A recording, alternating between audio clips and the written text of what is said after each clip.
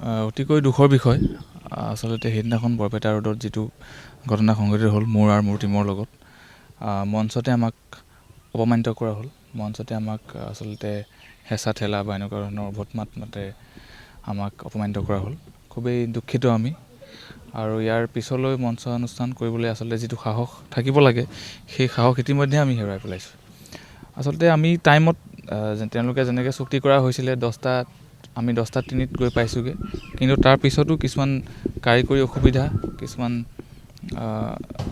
হ'ব নলগীয়া কিছুমান কথা আমি যিটো ভবা নাছিলোঁ এনেকুৱা হ'ল। সেইকাৰণে অকণমান খেলি মেলি হ'ল ষ্টেজতে।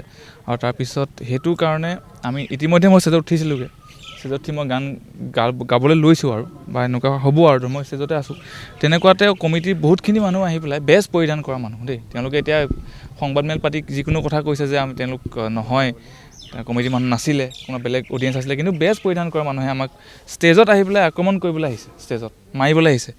আৰু তাৰপিছত মোৰ লগতে মোৰ সহশিল্পীয়ে ইয়াক, তাৰপিছত আমাৰ বাদ্যযন্ত্ৰীসকলক তেওঁলোকে হাত উঠাবলৈ আহিছে, বহুত বেয়া গালি গালাজ কৰিছে। ইতিমধ্যে আপোনালোকে যদি ভিডিঅ'টো দেখিছে, আপোনালোকে দেখিব যে ভিডিঅ'টোত বহুত বেয়া বেয়া শব্দৰে আমাক গালি পৰা হৈছে, অশ্লীল ভাষাৰে আমাক গালি পাৰিছে। কিছুমান কথাটো আমি বুজিও পোৱা নাই। আৰু সেইটোৱে কথা, বহুত দুখিত। আৰু লগতে এনেকুৱা ধৰণৰ সাম্প্ৰতিক সময়ত বহুত বিহুৰ তলিত বা এনেকুৱা বিহু অনুষ্ঠানবিলাকত হৈ আছে এনেকুৱা, যিটো মই ভাবোঁ বহুত দুৰ্ভাগ্যজনক আমাৰ শিল্পী সমাজৰ কাৰণে।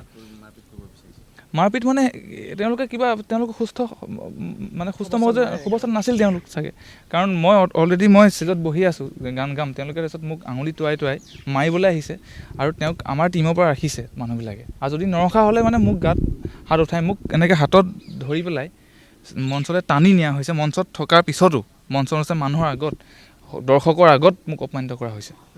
বৰ্তমানলৈকে আমি তেনেকুৱা কথা আমি ভাবি আছোঁ, কিন্তু বৰ্তমানলৈকে তেনেকুৱা ব্যৱস্থা আমি হাতত লোৱা নাই। কিন্তু যি দেখিছোঁ আমি ল'বলৈ বাধ্য হ'ম এতিয়া।